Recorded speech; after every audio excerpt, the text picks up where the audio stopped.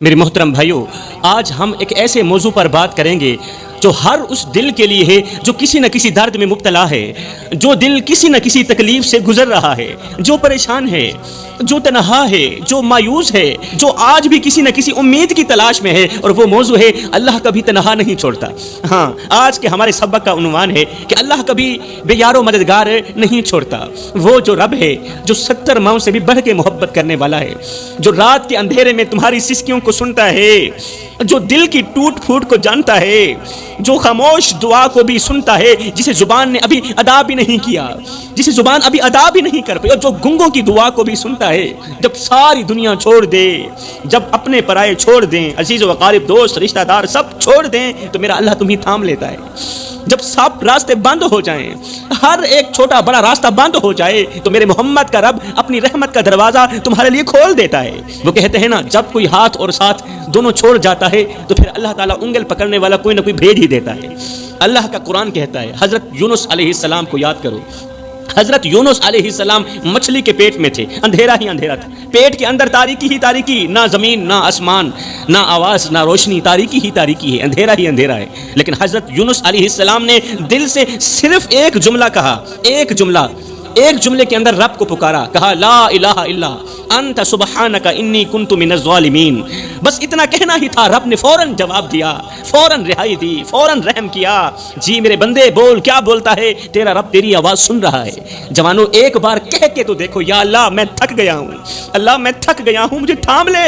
ایک بار کہہ کے تو دیکھو، پھر دیکھنا تمہارا رب تمہیں ویسے ہی تھامے گا جیسے ماں بیمار بچے کو گود میں لیتی ہے، بیمار بچے کو تھامتی ہے نا، سینے لگاتی ہے۔ میرا اللہ تعالیٰ تمہیں ایسے ہی تھامے گا۔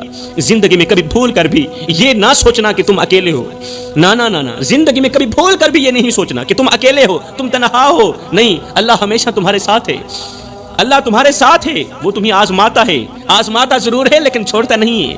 وہ صبر کا بدلہ ضرور دیتا ہے، وہ خاموشی پر انعام ضرور دیتا ہے، وہ نیتوں کو جانتا ہے، اور ہاں، وہ آنکھوں کے آنسو بھی گنتا ہے کہ اللہ کی یاد میں تمہاری آنکھوں سے کتنے قطرے نکلے، وہ ان آنسوں کو بھی گنتا ہے۔ میرا اللہ، میرے رسول کریم صلی اللہ علیہ وآلہ وسلم نے فرمایا اللہ اپنے بندے سے 70 ماؤں سے زیادہ محبت کرتا ہے۔ تو پھر آئیں، کیوں نہ اللہ سے لو لگائیں، کیوں نہ اس سے دل لگائیں، کیوں نہ ہر غم، ہر درد، ہر فکر اللہ کے حوالے کر دیں، اور ساتھ ہی کہیں، یا اللہ مجھے تیرے سوا کسی اور کا سہارا نہیں چاہیے۔ یاد رکھو جوانو، دنیا کی کوئی بھی طاقت تمہیں سکون نہیں دے سکتی جب تک تم اپنے رب سے دل نہیں لگاتے۔ ہاں، دنیا کی کوئی بھی طاقت، دنیا کا پیسہ، دنیا کی جائیداد، زمینیں، پراپرٹیاں، دنیا کی ہر ایک نعمت تمہیں سکون نہیں دے سکتی جب تک تم اپنے رب سے دل نہیں لگاتے۔ آج ہر گھر پریشانی میں ڈوبا ہوا ہے، ہر دل بکھرا ہوا ہے، ہر چہرے کے پیچھے ایک ٹوٹا ہوا انسان چھپا ہوا ہے، ہر مرد ہر عورت کسی نہ کسی پریشانی کی دلدل میں پھنسے ہوئے ہیں، اور اس کی وجہ صرف ایک ہے کہ ہم نے اللہ کو چھوڑ دیا ہے۔ ایک ہی وجہ ہے کہ ہم نے اللہ کو چھوڑ دیا، ہم نے اس کے رسول کو چھوڑ دیا، ہم نے نماز چھوڑ دی، ہم نے قرآن چھوڑ دیا، اور دنیا کے پیچھے بھاگ نکلے۔ ہم نے دین کو طاق پر رکھ دیا اور فیشن، شہرت کو زندگی کا مقصد بنا لیا۔ خواب تو سب نے دیکھے تھے سکون کے، مگر راستے چنے شیطان کے۔ آج کا نوجوان مسجد سے جتنا دور ہے اتنا ہی موبائل کے قریب ہے، اتنا ہی انٹرنیٹ کی گندی ویڈیوز کے قریب ہے۔ ماں باپ کی دعائیں پسے پشت چلی گئیں، اور مشہور ہونے کی دوڑ میں ہم آگے بڑھ گئے۔ یہ وہ نسل ہے جو سیلفی میں خوشی ڈھونڈتی ہے اور حقیقت میں رات کو تنہائی میں روتی ہے۔ میرے بھائی، زندگی میں جب پریشانیاں آئیں، مصیبتیں آئیں، تو تکیے پہ رونے سے بہتر ہے سجدوں پر رو لیا کریں، اس سے اللہ بھی راضی ہو جائے گا، تمہاری پریشانی بھی دور ہو جائے گی۔ ہم نے دین چھوڑا تو سکون بھی چلا گیا، ہم نے قرآن چھوڑا تو دل بھی خالی ہو گیا۔ یہ معاشرہ اب آئینہ نہیں رہا بلکہ ایک ٹوٹا ہوا شیشہ رہا ہے، جس میں ہر کوئی اپنا چہرہ تو دیکھتا ہے مگر اپنی غلطی نہیں دیکھتا۔ بڑے ہی افسوس کے ساتھ کہنا پڑ رہا ہے کہ آج کل عورت کی زبان نے پورے گھر کو پریشانی کی دلدل میں پھنسا رکھا ہے، پورے گھر کو غربت کی دلدل میں پھنسا رکھا ہے۔ عورت کی لمبی زبان نے گھر کے سکون کو برباد کر دیا۔ آج عورت ہی کی زبان کی وجہ سے اس کا شوہر بہت زیادہ پریشان ہے۔ آج عورت کی لمبی زبان کی وجہ سے، ہر وقت بولنے کی وجہ سے، ہر وقت چلانے کی وجہ سے، ہر وقت غصے کی وجہ سے عورت کے بچے پریشان، اس کا شوہر پریشان، پریشان، اس کا باپ پریشان، اس کی ماں پریشان۔ آج کی عورت زبان میں شیر ہے، زبان میں شیر ہے مگر کردار میں کمزور ہے۔ وہ باتیں تو بڑی بڑی کرتی ہے مگر ظرف کے امتحان میں ہر بار ہار جاتی ہے۔ عورت جب حیا چھوڑ دے تو سارا گھر بے نور ہو جاتا ہے، بے برکت ہو جاتا ہے۔ شوہر کی خاموشی کو کمزور سمجھنے والی عورت دراصل اپنے نصیب کا جنازہ خود اٹھا رہی ہوتی ہے۔ بیوی وہ نہیں جو ہر بات پر جیت جائے، ارے بیوی تو وہ ہے جو ایک بار خاموش ہو جائے پھر ساری زندگی جیت اس کا مقدر بن جائے۔ آج کی لڑکی ساس کے قدموں کو زمین نہیں بلکہ دشمنی کا میدان سمجھتی ہے۔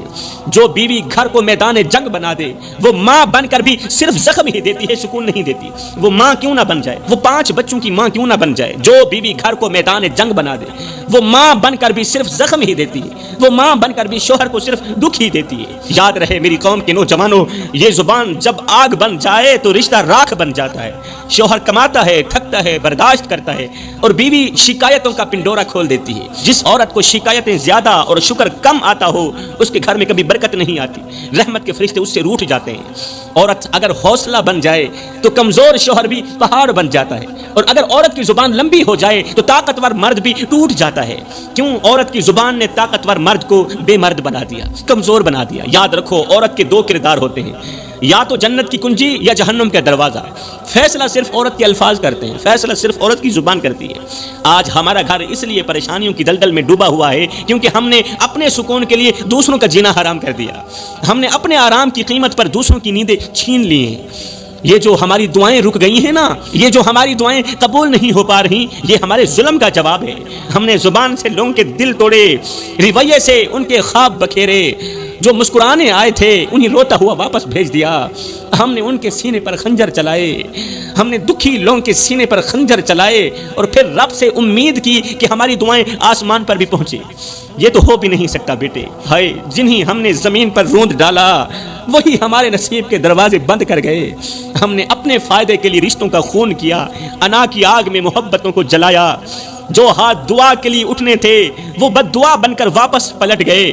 ہم نے اپنی زبان کے وار سے خدا کی مخلوق کے سینے چھلنی کیے اور پھر حیران ہیں کہ ہمارے گھروں میں سکون کیوں نہیں، ہمارے گھروں میں چین و قرار کیوں نہیں، ہمارا دل بے چین کیوں رہتا ہے، ہمارا دل بے قرار کیوں رہتا ہے۔ ہم پریشان ہیں۔ رب کا نظام بے آواز ضرور ہے مگر بے اثر نہیں ہے۔ جو آنسو تم نے بے رحمی سے بہائے وہی تمہارے سکون کی راہ میں دیوار کھڑی کر دیں گے میرے بھائیوں، کیونکہ اللہ کا ترازو صرف انصاف ہی تولتا ہے، جیسا کرو گے ویسا بھرو گے۔ کاش کوئی ہمیں آئینہ دکھاتا، کاش کوئی ہمیں یہ احساس دلاتا کہ ہم کس طرف جا رہے ہیں۔ ہم وہ لوگ بن چکے ہیں جو خود تو جیتے ہیں مگر دوسروں کی روحیں مار کے جیتے ہیں۔ جس نے بھی ہم سے محبت مانگی ہم نے اس کے ہاتھ میں بے وفائی تھما دی، ہم نے اس کے ہاتھ میں نفرت تھما دی۔ جس نے سچ بولا ہم نے اسے جھوٹا بنا دیا۔ ہمارے گھروں میں سکون اس لیے نہیں کہ ہم نے رشتوں کے گلاب مسل دیے ہیں، ہم نے رشتوں کے تقدس کو پامال کر دیا ہے۔ ہم نے ان لوگوں کو رلایا جو ہمیں اپنی دنیا سمجھتے تھے، ہمیں اپنا سب کچھ سمجھتے تھے۔ ہم نے ان لوگوں کو تڑپایا جو ہمیں کائنات کا سب سے بڑا دوست مانتے تھے، جو ہمارے نام پر جان قربان کرنے کو تیار تھے۔ ہائے اللہ ہمیں معاف کر دینا۔ ہم نے ان آنکھوں میں اندھیرے بھر دیے، ہم نے ان آنکھوں میں اندھیرے بھر دیے جو ہم سے روشنی مانگنے آئے تھے۔ جوانوں بتاؤ تمہیں کیا لگتا ہے کہ ہم ظالم نہیں ہیں؟ ظالموں کے ساتھ نہیں کھڑے ہم لوگ۔ ہمارے کردار تو یہی بتا رہے ہیں کہ ہم ظالم بن چکے ہیں۔ ان آنکھوں کو دیکھو جو تمہیں دیکھ کر بجھ جاتی ہیں، ان چہروں کو دیکھو جو تمہارے لہجے سے ڈر جاتے ہیں، جو تمہاری زبان سے ڈر جاتے ہیں۔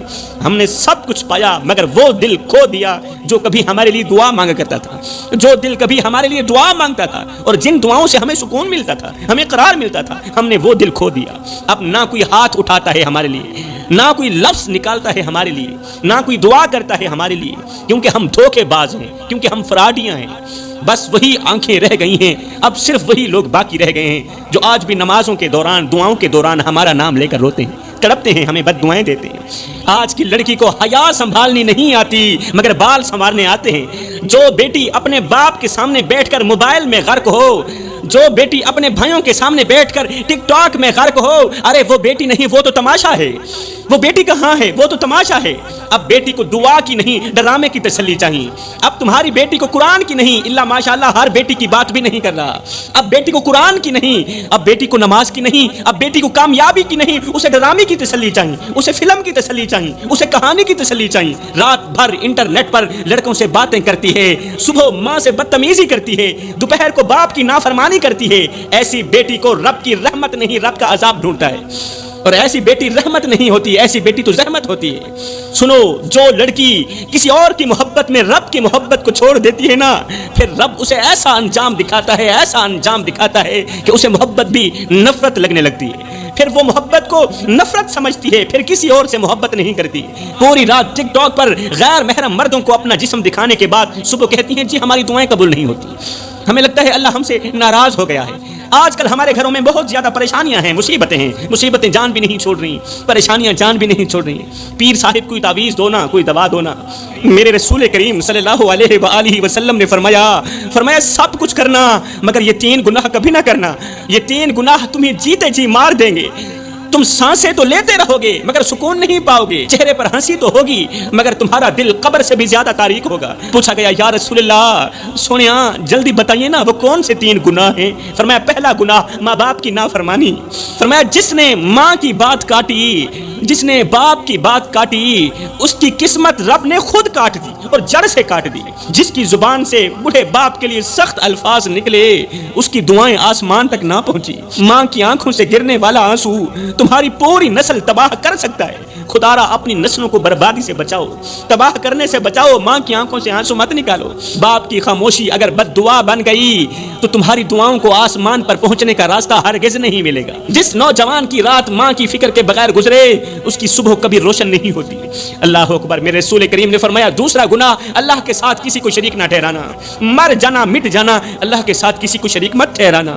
یہ وہ گناہ ہے جسے رب کبھی معاف نہیں کرے گا۔ جس نے تعویذ پر تو بھروسہ کیا، جس نے پرچی پر تو بھروسہ کیا مگر دعا پر بھروسہ نہیں کیا، جس نے پیر پر تو بھروسہ کیا مگر قرآن پر بھروسہ نہیں کیا، وہ رب کا نہیں، وہ گمراہی کا بندہ ہے، وہ تباہی کا بندہ ہے، وہ رب کا بندہ نہیں ہے۔ رب سب کچھ برداشت کرتا ہے مگر اپنے ساتھ کسی اور کو برداشت نہیں کرتا۔ تو میرے رسول کریم صلی اللہ علیہ وسلم نے فرمایا دوسرا گناہ اللہ کے ساتھ کسی کو شریک ٹھہرانا۔ تیسرا گناہ کسی کا دل دکھانا، کسی کو دکھ دے کر خوشی محسوس کرنا، سکون محسوس کرنا۔ کسی کو اتنا مت ستاؤ کہ وہ اللہ کے سامنے تمہارا نام لے کر رو پڑے، کیونکہ جب مظلوم کی آہ عرش تک جاتی ہے نا تو ظالم کے محل مٹی میں ملا دیے جاتے ہیں، پھر طاقتوروں کے محل مٹی میں ملا دیے جاتے ہیں۔ جب مظلوم کی آہ عرش تک جاتی ہے، وہ آنکھ جو رات کے اندھیرے میں بہتی ہے، وہ دل جو بے آواز تڑپتا ہے، وہ لب جو کچھ نہیں کہتے مگر خاموشی سے بد دعا ہی دیتے رہتے ہیں، قسم ہے اللہ پاک کی ان کی فریاد عرش کا دروازہ جا کھٹکھٹاتی ہے اور اپنی بات منوا کر ہی دم لیتی ہے۔ ایسے مظلوموں کا رونا، ایسے دکھیارے لوگوں کا رونا اللہ سے اپنی بات منوا کر ہی دم لیتے ہیں۔ تمہارے رویے، تمہارے الفاظ، تمہاری بے حسی ایک دن تمہارے ہی خلاف گواہی بن جائے گی۔